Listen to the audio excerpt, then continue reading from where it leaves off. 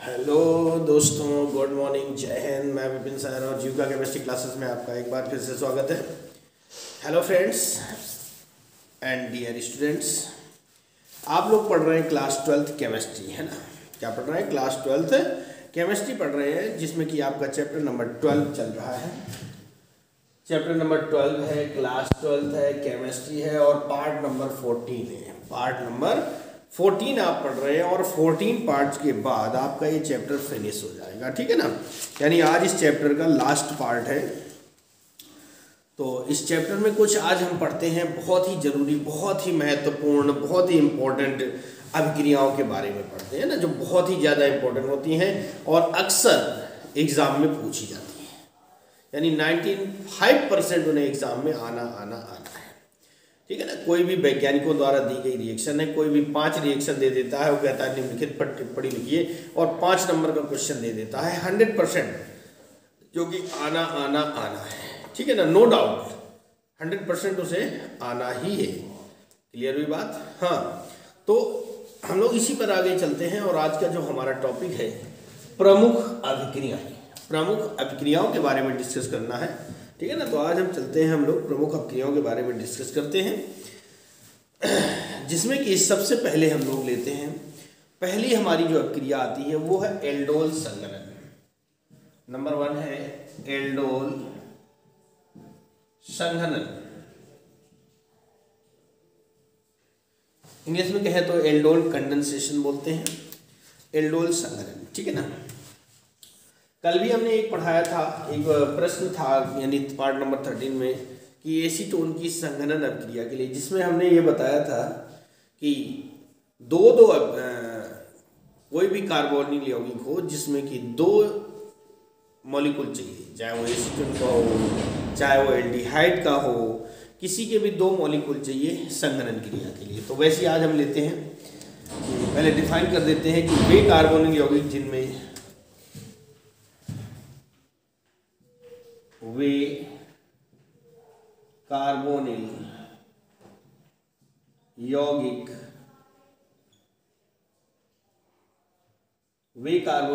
जिनमें alpha hydrogen परमाणु उपस्थित होता है, वे कार्बोनिल यौगिक जिनमें अल्फा हाइड्रोजन परमाणु उपस्थित होता है, ठीक है ना। वे तनुछार या तनु अम्ल, वे तनुछार या तनु अम्लों, वे तनुछार या तनु अम्लों की उपस्थिति में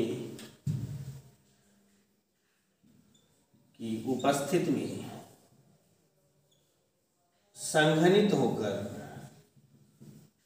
संघनित माने होता है आपस में जुड़कर, आपस में व्यवस्थित होकर के, यानी कोई चीज बाहर नहीं निकलेगी, सब आपस में जुड़ करके संघनित होकर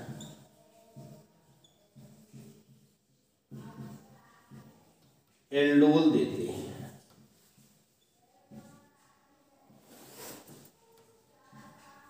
संघनित होकर एल्डोल देते हैं, या कहते हैं एल्डोल बनाते हैं, एल्डोल संघनन कहलाता है, एल्डोल संघनन कहलाता है। वे कार्बोनिल यौगिक जिनमें अल्फा हाइड्रोजन परमाणु उपस्थित होता है। अब भैया आइए देख लेते हैं अल्फा हाइड्रोजन, जैसे कि क्रियात्मक समूह हमारे पास CHO एल्डिहाइड समूह है और CH3 है ना, यानी क्रियात्मक समूह से जुड़े हुए कार्बन परमाणु की तीनों संयोजकताएं सिंगल बॉन्ड द्वारा जुड़ी हैं और हाइड्रोजन से पूरित होती हैं, तो वो कहलाते हैं अल्फा हाइड्रोजन परमाणु, ठीक है ना। क्या कहलाते हैं? अल्फा हाइड्रोजन परमाणु। वे तनुछार या तनु अम्लों की उपस्थिति में, है ना, डाइल्यूट बेसो या डाइल्यूट एसिडो, उनकी उपस्थिति में अभिक्रिया करके क्या देते हैं? एल्डोल देते हैं। जैसे कि देखिए CH3 CHO, ये हमारा एल्डिहाइड का एक समूह हो गया, है ना। और दूसरा हमारा क्या होता है? CH3 और CHO, है ना। अगर इसको चाहे तो थोड़ा सा उल्टा कर लेते हैं समझने के लिए, CH2 और H कर लिया, ठीक है ना, ऐसा कर दिया, एक हाइड्रोजन को इधर लिख दिया तो कोई प्रॉब्लम नहीं होगी। यहाँ पर लिख सकते हैं डाइल्यूट बेस, ठीक है, या फिर डाइल्यूट एसिड। ओके, तनु क्षार या तनु अम्लों के लिए इसका प्रयोग किया गया है। तो ये बनाएगा क्या, CH3CH, ये इतना O और H मिलकर के क्या कर देंगे, OH, CH2, OH जुड़ गया और ये बचा CH2 सिंगल बॉन्ड CH2, इसी को हम लोग कहते हैं एल्डोल। क्या कहते हैं भैया, एल्डोल बन जाता है। हाँ, सब कुछ संघनित हो गया, आपस में जुड़ गए और ऐसे एल्डोल यानी आपस में जुड़कर जो यौगिक बनाते हैं वो एल्डोल कहलाते हैं। आई बात समझ में? तो ये थी आपकी एल्डोल संघनन क्रिया। नंबर 2 पर चलते हैं। सेकंड है आपकी कैनिजारो अभिक्रिया। कैनिजारो रिएक्शन के बारे में देते हैं, क्या होते हैं। देखिए ये अभिक्रियाएं बहुत इंपॉर्टेंट है, बहुत पूछी जाती है, इसलिए मैं आपको करवाए दे रहा हूं। और आज चैप्टर नंबर 12 का लास्ट पार्ट है ये, यानी यहाँ से आपका चैप्टर नंबर 12 पूर्ण रूप से कंप्लीट हो जाता है। तो इसमें क्या लिख सकते हैं, इसकी डिफाइन कर सकते हैं कि वे एल्डिहाइड, ठीक है ना, वे एल्डिहाइड जिनमें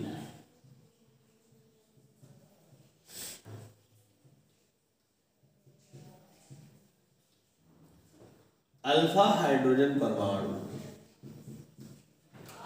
वे एल्डिहाइड जिनमें अल्फा हाइड्रोजन परमाणु नहीं होता है,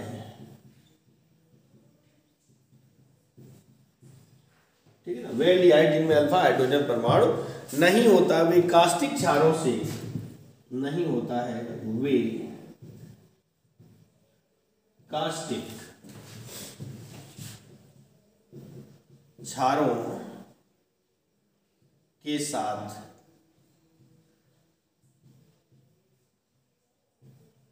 क्रिया करके, ठीक है ना, जिनमें अल्फा हाइड्रोजन परमाणु नहीं होता है उनकी बात कर रहे हैं। तो वो कास्टिक क्षार यानी कि जैसे NaOH है या KOH है ना, के साथ क्रिया करके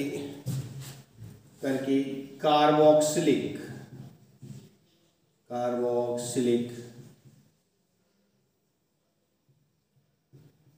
अम्लों, ठीक है ना, कार्बोक्सिलिक अम्लों के लवण व एल्कोहल देते हैं, कार्बोक्सिलिक अम्लों के लवण व एल्कोहल देते हैं, ठीक है। वे एल्डिहाइड जिनमें अल्फा हाइड्रोजन परमाणु नहीं होता है, वे कास्टिक क्षारों के साथ क्रिया करके कार्बोक्सिलिक अम्लों के लवण देते हैं। कार्बोक्सिलिक अम्ल जिनमें COOH समूह उपस्थित होता है, ठीक है ना, क्या होता है भैया, COOH समूह उपस्थित होता है, वो कार्बोक्सिलिक अम्ल कहलाते हैं, ठीक है ना। कैनिजारो अभिक्रिया कहलाती है। क्या लिखेंगे भैया, कैनिजारो अभिक्रिया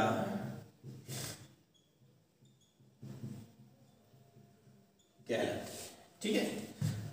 मैं आपसे बार बार एक ही बात कह रहा हूँ, दावे के साथ कह रहा हूँ कि भैया मैं आपके लिए बहुत ही सिंपल और सरल लैंग्वेज में डेफिनेशन लेकर आता हूँ और कोशिश कर देता हूँ कि जितनी छोटी से छोटी हो सके उतनी ज़्यादा होनी चाहिए, ठीक है ना, आप ताकि आपको कोई प्रॉब्लम ना हो, ठीक है। आप आइए देखते हैं, जैसे HCHO, अब हमने कहा था ना कि दूसरा कार्बन और इसमें कार्बन नहीं है, तो ये अल्फा हाइड्रोजन परमाणु नहीं हुआ, जो है कास्टिक क्षार, जैसे मान लो हमने NaOH ले लिया, ठीक है, तो ये क्या बना देंगे, एक पार्ट एल्कोहल बनता है यानी कि CH3OH बनेगा, और जो दूसरा पार्ट होगा वो बनेगा HCOONA, ये बनता है सोडियम फार्मेट, इसका नाम है सोडियम फार्मेट, ये बनता है। अब यहाँ पर कार्बन के 2 हो जाते हैं तो क्या कर देंगे, 2HCOOH, ठीक है। अब आपका सारा कुछ बैलेंस हो जाता है, समीकरण संतुलित हो जाता है, ठीक है ना। अब ये हमारा कार्बोक्सिलिक अम्ल का क्या हुआ, लवण होता है, है, ठीक है। इसी तरह दूसरा एग्जांपल लेते हैं, 2C6H5CHO, यानी कि ये बेंजल्डिहाइड हो गया। क्या है ये? बेंजल्डिहाइड है। प्लस मान लो KOH से करा दें क्रिया, तो क्या बन जाएगा? एक तो बनेगा C6H5CH2OH, बेंजिल एल्कोहल। ये क्या है भैया? बेंजिल एल्कोहल, यानी एक भाग बेंजिल एल्कोहल देता है। आपने लिखा है अम्लों के लवण व एल्कोहल देते हैं ना, बेंजिल एल्कोहल, और प्लस एक बनेगा C6H5COO, पोटेशियम बेंजोएट। ये सोडियम था, ये हो जाएगा पोटेशियम बेंजोएट, ठीक है भैया। ये तो ये अब क्रिया, वे एल्डिहाइड जिनमें अल्फा हाइड्रोजन परमाणु नहीं होता, वो जो है क्या करते हैं? कास्टिक क्षारों से क्रिया करके एल्कोहल व लवण देते। आ गया होगा समझ में? अब हम साफ करते हैं और क्रिया नंबर 3 पर चलते हैं।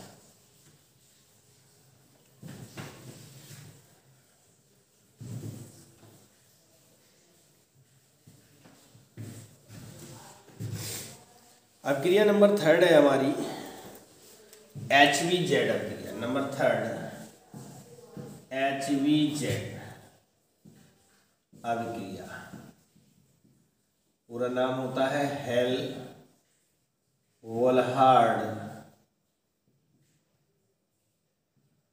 जोलेंस्की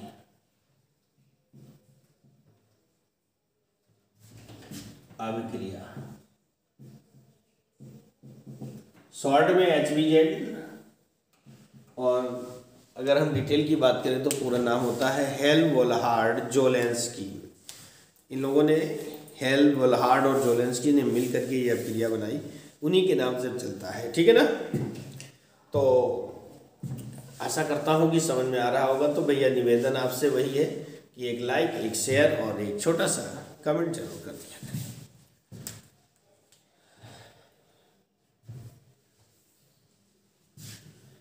इसको आइए डिफाइन करते हैं। अल्फा हाइड्रोजन परमाणु युक्त, यानी जिनमें अल्फा हाइड्रोजन परमाणु होता है उनकी बात करते हैं। अल्फा हाइड्रोजन परमाणु युक्त कार्बोक्सिलिक,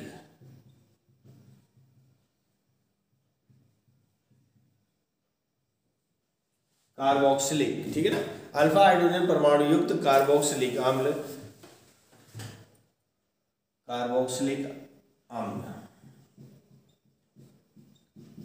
लाल फास्फोरस हुआ, लाल फास्फोरस की उपस्थिति में, ऐसा है, फास्फोरस का सिंबल P होता है, इसलिए हमने सिंबल लिख दिया है। चलो सूत्र कर देते हैं। लाल फास्फोरस की उपस्थिति में, या P बना रहने तो कोई दिक्कत नहीं होता, उपस्थिति में Cl2 अथवा Br2 यानी डाइक्लोरीन या फिर डाइब्रोमीन के साथ अभिक्रिया करके के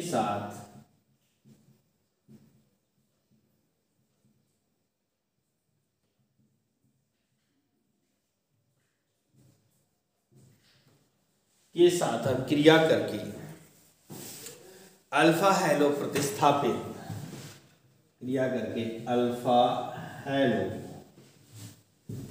हैलो प्रतिस्थापित कार्बोक्सिलिक अम्ल बनाते हैं। अल्फा हैलो प्रतिस्थापित कार्बोक्सिलिक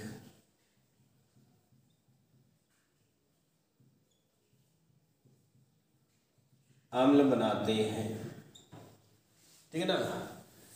HVZ अभिक्रिया कहलाती है। HVZ अभिक्रिया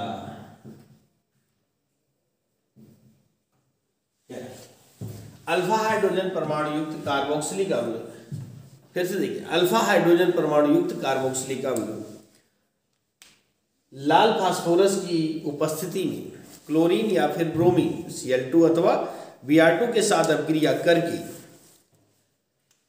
अल्फा हैलो प्रतिस्थापित कार्बोक्सिलिक अम्ल बनाते हैं। प्रतिस्थापित का मतलब होगा कि क्लोरीन और ब्रोमीन द्वारा हाइड्रोजन परमाणुओं का प्रतिस्थापन होगा, रिप्लेस होगा और उनके स्थान पर क्लोरीन जुड़ता या ब्रोमीन जुड़ता चला जाएगा। आइए कैसे होता है देखते हैं। जैसे कि हमारे पास अल्फा हेलो प्रतिस्थापित समूह युक्त एक अम्ल हमने ले लिया CH3COOH, ठीक है। इसकी क्रिया हमने रेड फास्फोरस के साथ लाल फास्फोरस की उपस्थिति में Cl2 से अगर हमने करवा दी तो देखो क्या होगा, -1 HCl, एक हाइड्रोजन का प्रतिस्थापन होगा और बन जाएगा CH2Cl COOH, यानी यहां से हाइड्रोजन का प्रतिस्थापन हो गया, ठीक। पुनः ये रेड फास्फोरस और Cl2 के साथ अब क्रिया करेगा तो अब बन जाएगा CHCl2 COOH, ठीक है ना। क्या बन जाएगा, CHCl2 और COOH, और ये पुनः लाल फास्फोरस और Cl2 के साथ अब क्रिया करेगा तो ये क्या बना देगा, ये बना देगा CCl3 COOH,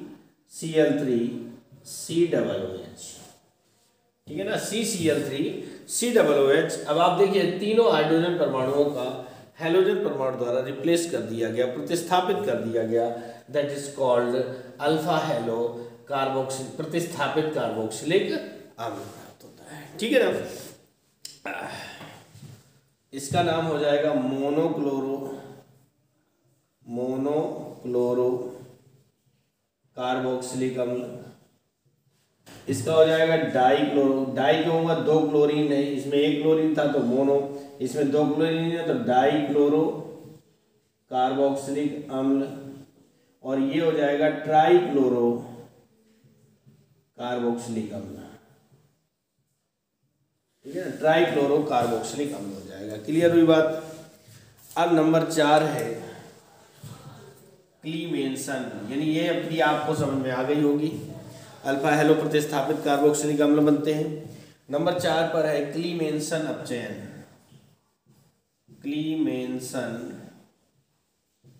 अपचयन रिडक्शन की बात करता है, ठीक है ना। मिस्टर क्लीमेंसन द्वारा दी गई अब क्रिया है क्लीमेंसन अपचयन।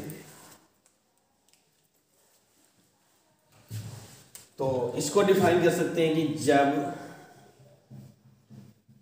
एल्डिहाइड तथा कीटोन को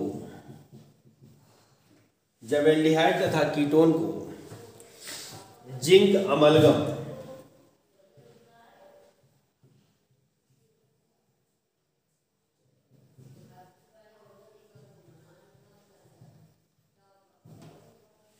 क्या कह रहा है, जब एल्डिहाइड तथा कीटोन को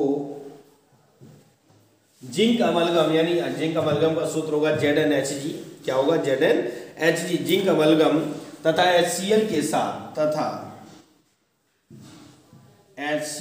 साथ अभिकृत कराते हैं, HCl के साथ अभिकृत कराते हैं तो संगत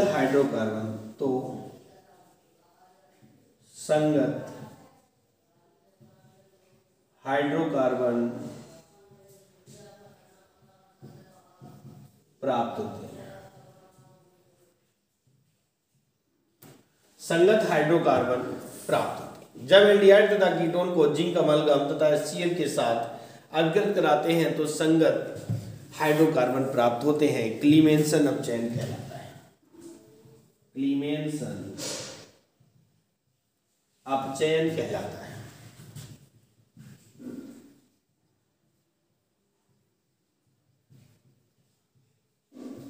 ठीक है ना, क्लीमेंसन अपचयन कहलाता है। आइए एग्जाम्पल देखते हैं। तो एग्जाम्पल हमारा बनता है क्या, जैसे कि हमने ले लिया CH3CH, है ना, एक एल्डिहाइड ले लिया और इसका अपचयन यानी कि अपचयन हमेशा हाइड्रोजन के साथ होता है और यहाँ पर हो जाएगा जिंक अमलगम ZnHg और आम्लिक के साथ में HCl। तो क्या कहा कि जब एल्डिहाइड अल्फा हाइड्रोजन यानी एल्डिहाइड व कीटोन को जिंक अमलगम के साथ HCl के साथ अपकृत कराते हैं तो संगत हाइड्रोकार्बन प्राप्त होता है, यानी CH3 और CH3, एक तो CH3 था, दूसरा CH के साथ 2 हाइड्रोजन जुड़ के CH3 और प्लस आपका H2O रिप्लेस हो जाएगा, है ना। तो ये आपका क्या प्राप्त हो गया, हाइड्रोकार्बन प्राप्त हो गया। हाइड्रोकार्बन क्या होते हैं कि वे यौगिक जो केवल कार्बन और हाइड्रोजन से मिलकर बने होते हैं, दैट इज कॉल्ड हाइड्रोकार्बन। ये तो था एल्डिहाइड का उदाहरण। आप कीटोन का देखते हैं कि CH3 COCH3 plus 4H arrow mark zinc amalgam ZnHg oblique HCl के साथ अभिकृत कराते हैं तो संगत hydrocarbon CH3 CH2 CH3 plus H2, अब इसका नाम एथेन हो जाता है और इसका नाम प्रोपेन हो जाता है, ठीक है ना। तो इस तरह से हमारे संगत हाइड्रोकार्बन प्राप्त होते हैं, इन्हें हम कहते हैं क्लीमेंसन अपचयन कहलाता है। क्या कहलाता है भैया, क्लीमेंसन अपचयन कहलाता है, ठीक है। तो अब इसको साफ करते हैं और हम चलते हैं हम लोग अभिक्रिया नंबर 5 पर। समझ में आ रहा होगा बेटा,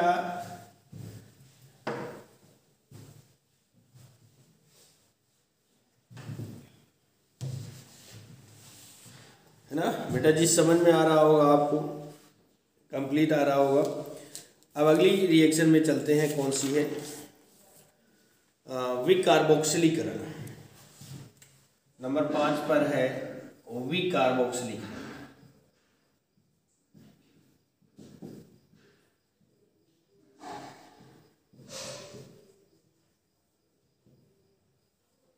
विकार्बोक्सिलीकरण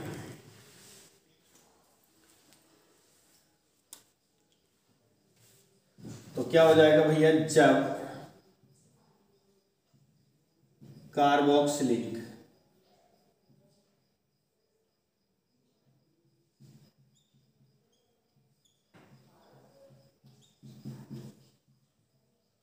अम्लों की क्रिया,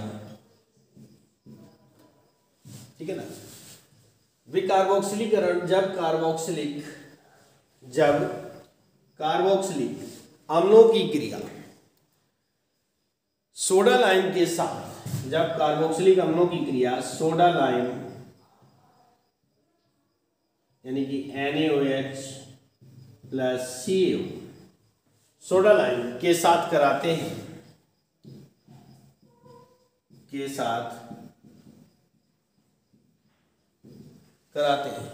यानी जब कार्बोक्सिलिक अम्लों की क्रिया सोडा लाइम के साथ कराते हैं तो CO2 निष्कर्षित होती है।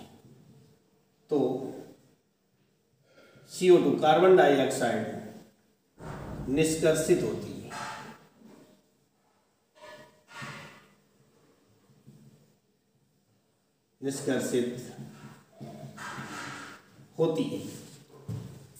यानी CO2 का निष्कर्षण होता है, CO2 निकल जाती है। यह अभिक्रिया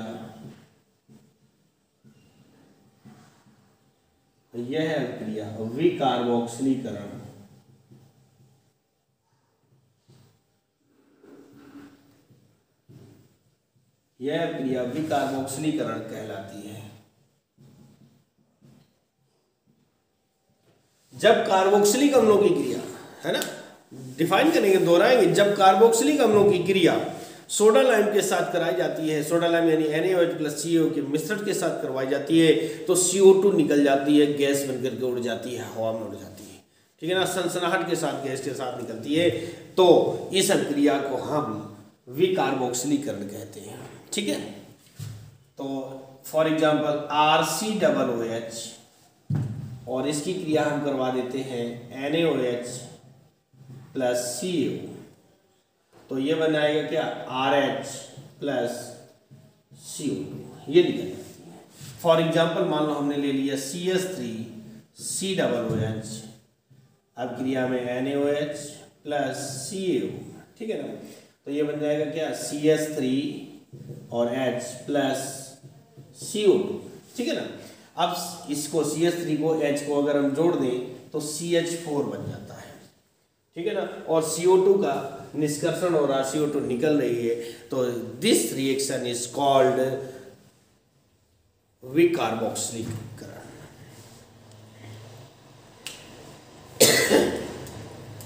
अब हम चलते हैं अगली अभिक्रिया पर। नंबर 4 है एस्टरीकरण।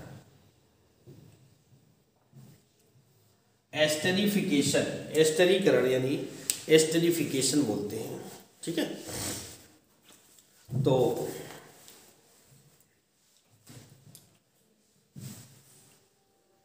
जब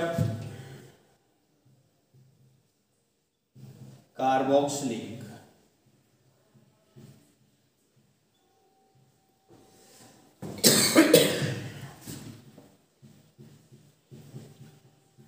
अम्लों को एल्कोहल के साथ, जब कार्बोक्सिलिक अम्लों को एल्कोहल के साथ सांद्र H2SO4, जब कार्बोक्सिलिक अम्लों को एल्कोहल के साथ सांद्र H2SO4 की उपस्थिति में गर्म किया जाता है, सांद्र H2SO4 की उपस्थिति में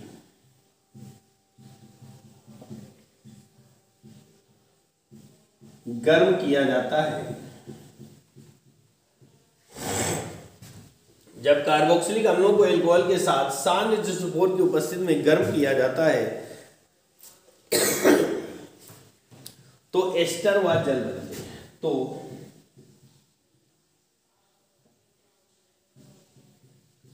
एस्टर व जल,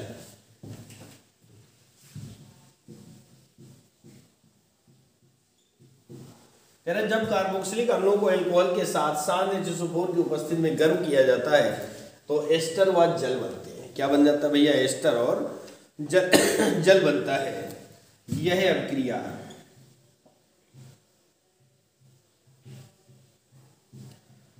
एस्टरीफिकेशन यानी एस्टरीकरण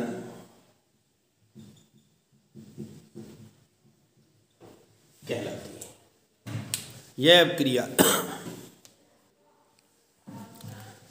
तो यह अभिक्रिया एस्टरीकरण या एस्टरीफिकेशन कहलाती है। एक बार फिर से दोहराएंगे, जब कार्बोक्सिलिक अम्लों को एल्कोहल के साथ सांद्र H2SO4 की उपस्थिति में गर्म किया जाता है तो एस्टर प्राप्त होते हैं। कैसे? CH3COOH, ये क्या है? कार्बोक्सिलिक अम्ल है और इसकी क्रिया एथिल अल्कोहल HOC2H5, थोड़ा उल्टा लिख दिया है, आपको कोई प्रॉब्लम नहीं होनी चाहिए, ठीक है। कंसंट्रेट H2SO4 और क्या करना है? हीट करना है।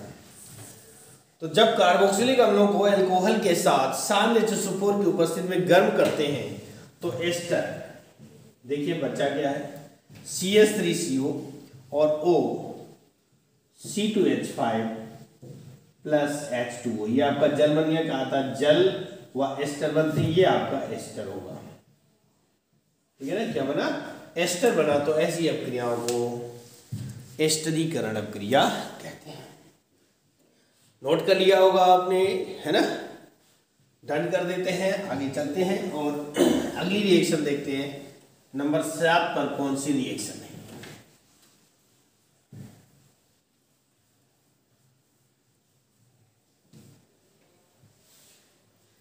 देखिए बेटा जी ध्यान दीजिए, पूरा कंसंट्रेट करके आपको पढ़ना होगा, तब जाकर के आपको केमिस्ट्री आएगी। केमिस्ट्री इतनी आसान नहीं होती, लेकिन अगर आप बने रहते हैं जीविका केमिस्ट्री क्लासेस में तो आपके लिए ये आसान हो जाएगी, ठीक है ना। नंबर 7 पर चलते हैं। शेमिट अभिक्रिया।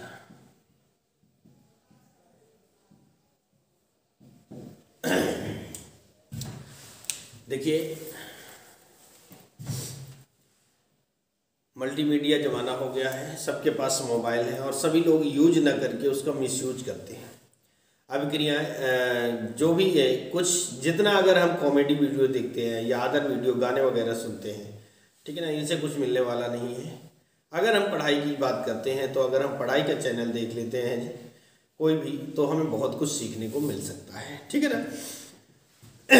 लेकिन ये अकल तब आती है जब हम ग्रेजुएट हो जाते हैं, तब तक बहुत देर हो चुकी होती है कि हाय राम, हमने हाई स्कूल इंटर का तो परसेंटेज बिगाड़ लिया, अब हम आगे क्या करें। तो वहाँ पर जाकर के पछताने से क्या नहीं होता। कहते हैं ना, अब पछताइए हुई है का जब चिड़िया चुग गई खेत।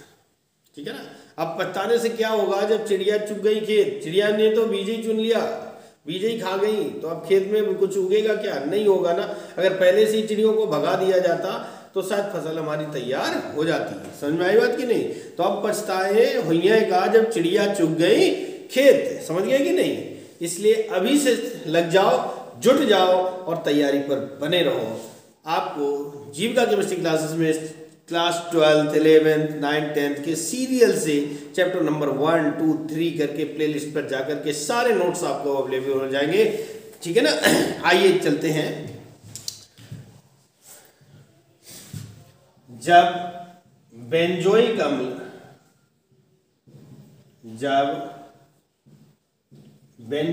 यानी कि C6H5COOH,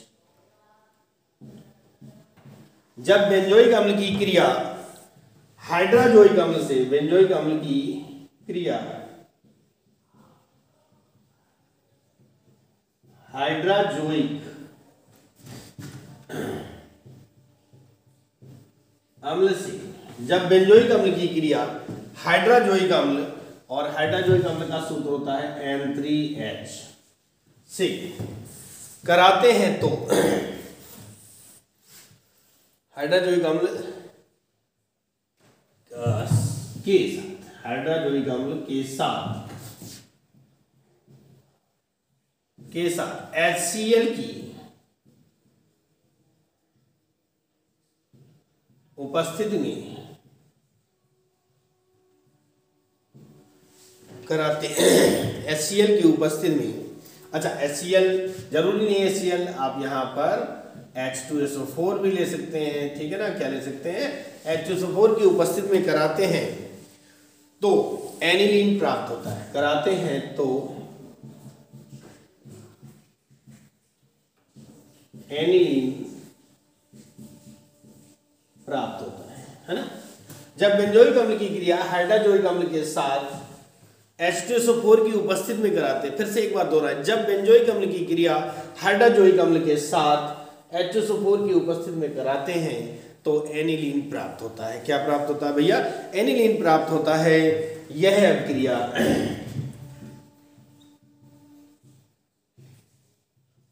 अभिक्रिया सिमेट अभिक्रिया कहलाती है। सिमेट अभिक्रिया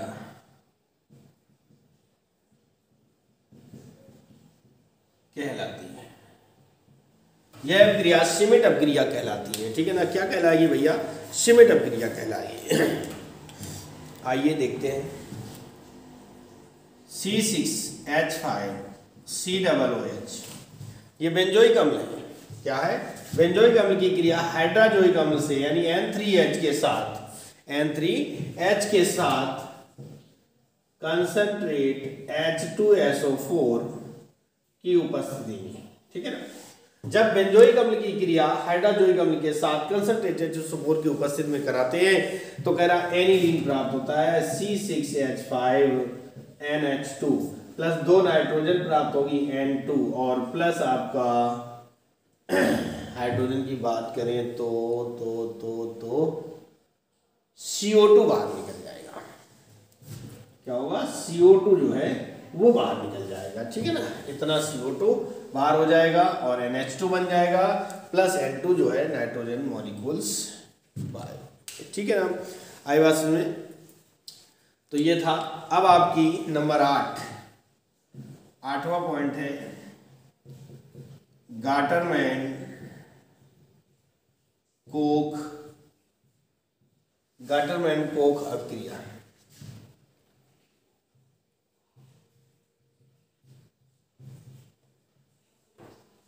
गाटरमैन कोख अभिक्रिया के बारे में देख लेते हैं क्या होती है।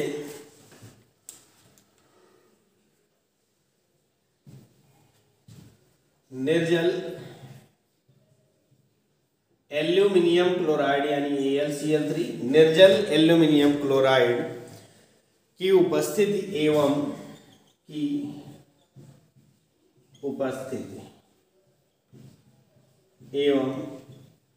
उच्च दाब निर्जल एल्यूमिनियम क्लोराइड की उपस्थिति, एल्यूमिनियम क्लोराइड उत्प्रेरक के रूप में काम करेगा। उपस्थिति एवं उच्च दाब पर बेंजीन विलयन में, उच्च दाब पर बेंजीन विलयन में, ठीक है ना, बेंजीन विलयन में COHCl यानी कार्बन मोनोऑक्साइड व HCl, निर्जल एल्यूमिनियम क्लोराइड की उपस्थिति एवं उच्च दाब पर बेंजीन विलयन में COHCl का मिश्रण प्रवाहित करने पर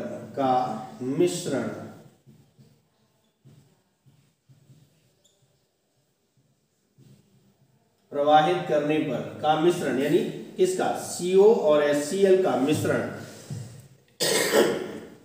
प्रवाहित करने पर बेंजल्डिहाइड प्राप्त होता है।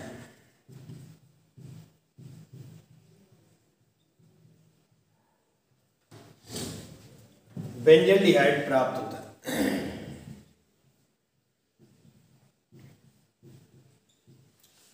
निर्जल एल्यूमिनियम क्लोराइड की उपस्थिति एवं उच्च दाब पर बेंजीन विलयन में COHCl का मिश्रण प्रवाहित करने पर बेंजल्डिहाइड प्राप्त होता है। क्या मिलता है भैया, बेंजल्डिहाइड। यह अभिक्रिया गाटरमैन कोक एल्डिहाइड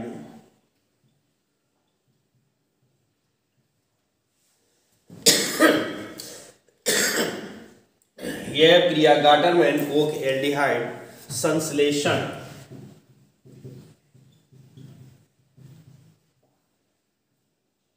कहलाती है। देखिए यहाँ पर थोड़ा सा डिफरेंस है, यहाँ पर नाम हमने लिखा है गाटरमैन कोक अपक्रिया और हमने यहाँ पर जोड़ दिया गाटरमैन कोक एल्डिहाइड संश्लेषण। मतलब चाहे ये अपक्रिया पूछे चाहे ये अपक्रिया पूछे एक ही बात होगी, ठीक है ना, एक ही अपक्रिया देना है और एक ही एग्जाम्पल देना है, ठीक है।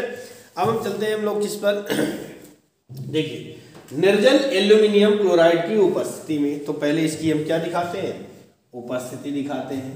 निर्जल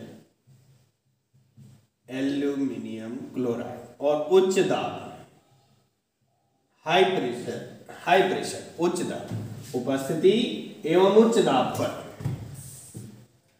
बेंजीन विलयन में, यानी बेंजीन का मतलब C6H6 विलयन में CO व HCl प्रवाहित करने पर कह रहा बेंजल्डिहाइड प्राप्त होता है। ये रहा बेंजल्डिहाइड प्राप्त होता है, तो C6H5 CHO प्लस HCl, ये बेंजल्डिहाइड। एल्डिहाइड चूंकि बन रहा है, क्या बना है, एल्डिहाइड, इसलिए इसे एल्डिहाइड संश्लेषण भी कहते हैं। आया समझ में। तो एक बार फिर से, जब निर्जल एल्यूमिनियम क्लोराइड एवं उच्च दाब की उपस्थिति में बेंजीन विलयन में CO व HCl प्रवाहित करने पर बेंजल्डिहाइड प्राप्त होता है, यह अपक्रिया गाटरमैन कोक एल्डिहाइड संश्लेषण कहलाती है, ठीक है ना। नोट कर लिया होगा, कंप्लीट हो गया होगा, ठीक है ना। तो ये थी आज के इस टॉपिक की प्रमुख अपक्रियाएं, यानी 8 अपक्रियाएं हमने लिखा है। इनमें से आपको 3-4 अपक्रियाएं बोर्ड एग्जाम में जरूर मिलेंगी, ठीक है ना। और इसी के साथ आपका चैप्टर नंबर 12 कंप्लीट होता है, ठीक है ना। अब चलेंगे चैप्टर नंबर 13 पर, ओके।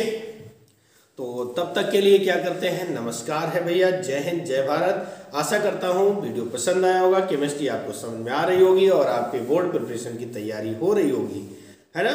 तो इसलिए आप लोगों से निवेदन है कि बने रहिए जीवा केमिस्ट्री क्लासेस में और लाइक कर दिया करें, शेयर कर दिया करें और चैनल को सब्सक्राइब भी कर लें। थैंक यू, जय हिंद जय भारत।